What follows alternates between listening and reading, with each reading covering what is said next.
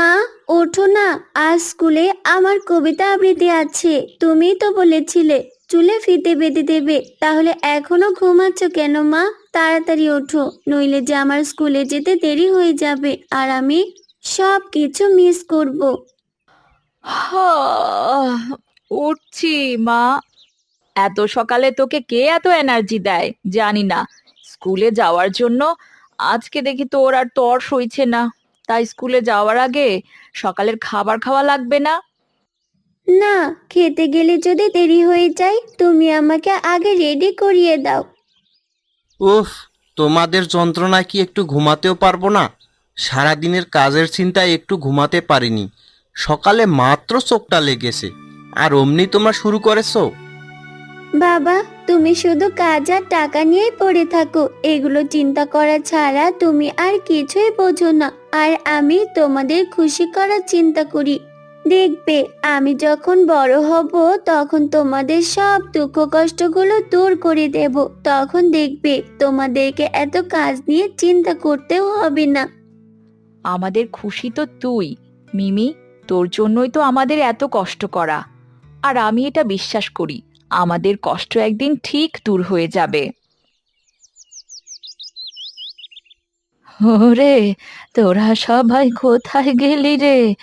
সকাল সকাল এত হইচই কিসের? আজ আবার কি হইচই করিস?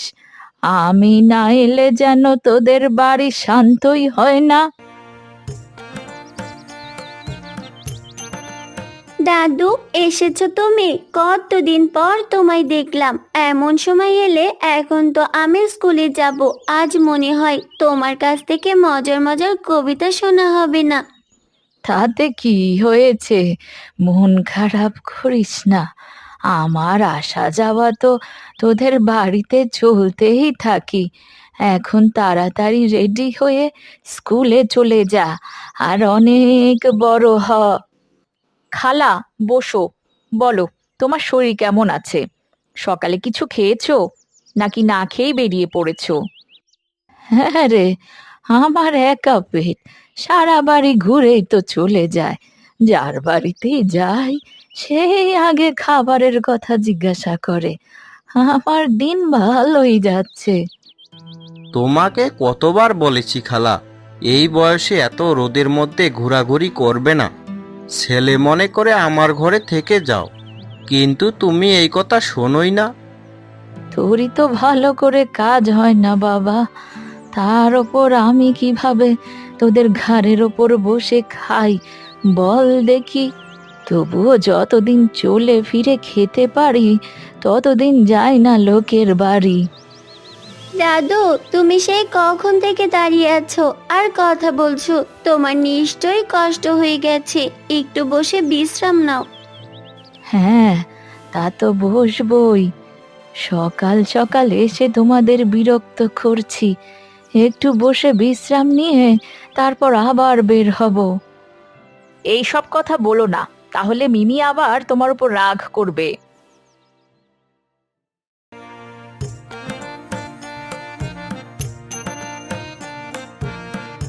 মা, বাবা, দেখো আমি ফার্স্ট হয়েছি আর আমি এই পুরস্কার পেয়েছি।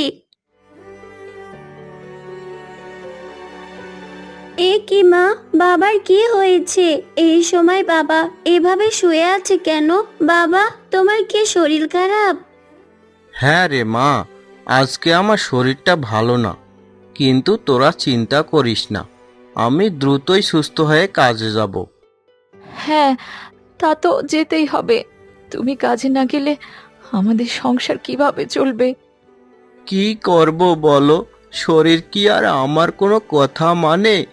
আমি অনেক চেষ্টা করি, কিন্তু হাত পা এতটাই কাঁপছে যে আমি চেষ্টা করলেও কিছু করতে পারছি না। মা, আমি কাজ করব। কালকে থেকে আমি আর স্কুলে যাব না।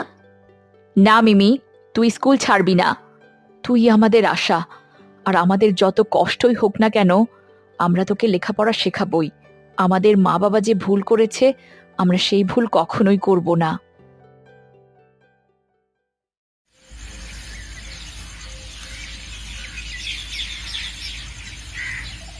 মিমিমা, আজকে থাক। তোমার স্কুলে যেতে হবে না। কিন্তু কেন মা? কালকেই তো বললে আমাকে মন দিয়ে পড়তে হবে, তবে আজ কেন এই কথা বলছো? ঘরে কোনো খাবার নেই, এখন তুই না খেয়ে স্কুলে গেলে অসুস্থ হয়ে পড়বি, তাই ঘরে থেকে বিশ্রাম নে। তাতে কি হয়েছে মা? তোমরা না খেয়ে থাকতে পারলে আমিও পারবো।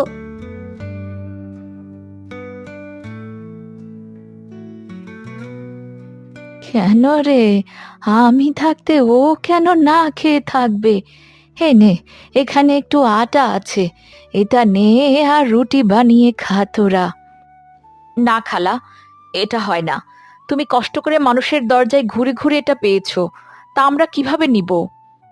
কেন রে, আমি কি তোদের কেউ না? খুব তো বলিস আমি নাকি তোদের মায়ের মতো, তবে মায়ের দেওয়া এ সামান্য কিছু নিতে এত আপত্তি কেন তোদের? আচ্ছা, তুমি মন খারাপ করো না, ঠিক আছে দাও, কিন্তু তুমিও আমাদের সাথে খাবে। খালা, তুমি তো তাও অন্যের বাড়িতে চেয়ে চলতে পারছো, কিন্তু আমি তো তাও পারছি না। যদি পারতাম তাহলে তাই করতাম। আমাদের কেউ সাহায্য করতে চায় না, আর তুমি চাইবে ভিক্ষা, সে তো অনেক দূরের কথা। তোরা এত ভেঙে পড়িস না, সব কিছু ঠিক হয়ে যাবে, দেখবি তখন তোদের চেয়ে সুখী আর কেউ নেই। এখন তাড়াতাড়ি রান্না কর দেখি, আমারও তো খিদে পেয়েছে। মা, একটা রুটি আমায় তাহলে টিফিনেও দিও। আমাদের কত হাসি খুশি সংসার ছিল, অভাবের মধ্যেও আমরা সবাই আনন্দে ছিলাম, কিন্তু এ কি থেকে কি হয়ে গেল? বাবা কি আর কখনোই বিছানা থেকে উঠতে পারবে না? মনে হয় এই পৃথিবীতে আমাদের চেয়ে দুঃখী মানুষ আর কেউ নেই।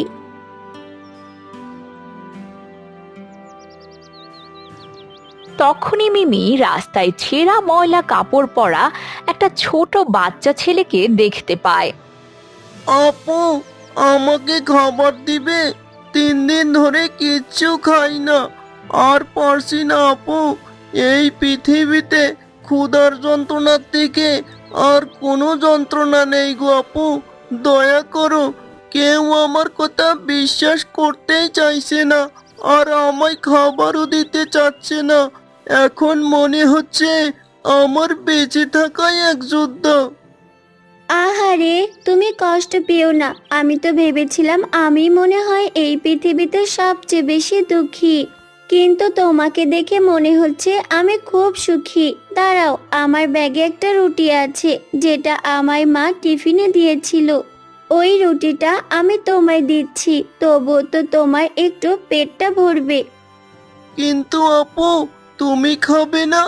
এই রুটি আমায় দিলে তুমি কি খাবে? তোমারও তো খিদে পাবে। আমাকে নিয়ে চিন্তা করো না, আমি তো আজকে খেয়েছি, কিন্তু তুমি তো 3 দিন খাওনি, আর আমার একদিন না খেলে কিছুই হবে না। এমনিতেও না জানি আমাদের ভাগ্যে তোমার থেকেও খারাপ পরিণতি আছে। আপু, কিছু বললে? না ভাই, কিচ্ছু বলিনি, তুমি খেয়ে নাও, আমার স্কুলে দেরি হয়ে যাচ্ছে, আমাকে যেতে হবে। ঠিক আছে, যাবে, একটু দাঁড়াও। আর শোনো, আজ তুমি আমার অনেক উপকার করলে। তোমার মন অনেক বড়। আর আপু, তুমি নিজেও জানো না তুমি কি করছো। তুমি শুধু আমাকে খাবার দাওনি, তুমি আমার হৃদয় ভরিয়ে দিয়েছো। হয়েছে হয়েছে, আমার আর এত প্রশংসা করতে হবে না ভাই, আমাকে যেতে হবে, একটা সামান্য রুটি তো দিয়েছি, এত প্রশংসা করার কিছুই নেই। ঠিক আছে, যাও, কিন্তু মনে রেখো, তোমার এই দয়ার ফল তুমি খুব দ্রুতই পাবে আপু। মিমি তখন সেই বাচ্চা ছেলেটির কথায় গুরুত্ব না দিয়ে স্কুলের দিকে চলে যায়।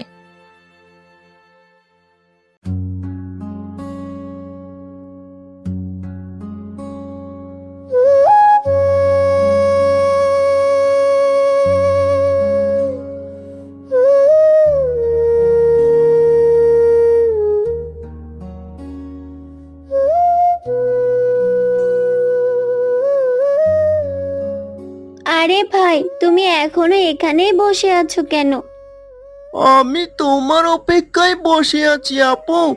আমি আসলে সাধারণ শিশু নই, আমি মানুষের দয়া যাচাই করতে আসা এক দূত। তুমি আমার ক্ষুধা মিটিয়েছিলে, তাই আমি তোমাকে পুরস্কার দিচ্ছি। এটা কোনো সাধারণ পুরস্কার নয়, এটা এক আশীর্বাদী পাথর। যখন তোমাদের অভাব হবে, যখন তুমি কারোর ভালোর জন্য কিছু চাইবে, এই পাথর তখন তা পূর্ণ করে দিবে। তবে মনে রেখো, শুধু ভালো কাজে ব্যবহার করা যাবে। ধন্যবাদ রাহাত, আমি প্রতিশ্রুতি দিচ্ছি আমি এটা শুধু মানুষের ভালোর জন্যই ব্যবহার করব। এটাই তোমাদের নতুন জীবনের শুরু।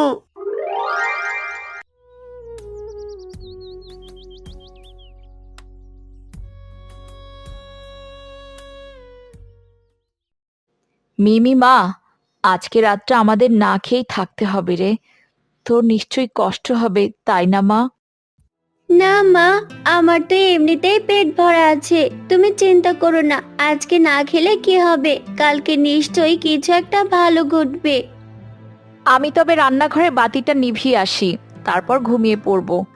শরীরটা বড্ড বেশি ক্লান্ত। তুই তোর বাবার কাছেই থাক।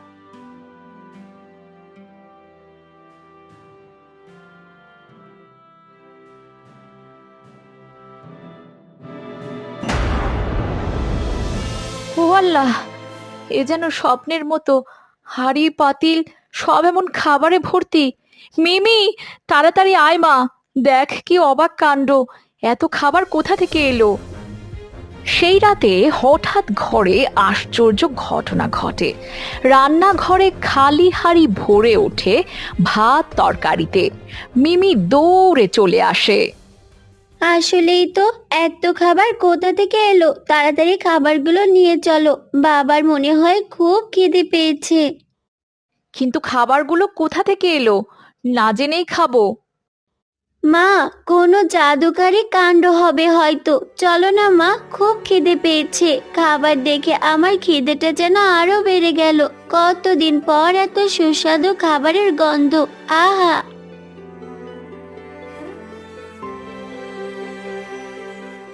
ওগো, তুমি একটু উঠে বসো, আমি তোমাকে খাবার খাইয়ে দিচ্ছি।